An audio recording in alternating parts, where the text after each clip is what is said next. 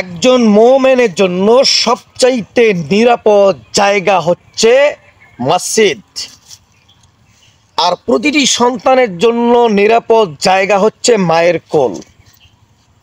এই ক্ষণিকের পৃথিবীটা আমাদের জন্য কশ্চিনকালেও নিরাপদ নয়, কিন্তু আমরা এই দুনিয়াতে নিজের অস্তিত্ব প্রকাশ করতে গিয়ে, বাহাদুরি দেখাইতে গিয়ে অহংকার করে এই ক্ষণিকের দুনিয়াটাকে নিরাপদ মনে করেছি। অথচ আল্লাহই বলেছেন, হে মানুষ, ক্ষণিকের দুনিয়াতে তোমাকে পাঠাইছি শুধুমাত্র আমার গোলামি করার জন্য, দাসত্ব করার জন্য। সেই দুনিয়ায় যদি তুমি ভালো কিছু করতে পারো, তাহলে তোমার জন্য চিরন্তন জীবন ব্যবস্থা যেখানে থাকতে হবে, তোমার জন্য এত সুন্দর জায়গা বেহেশত রেডি করে রেখেছি, তুমি কল্পনাও করতে পারবে না।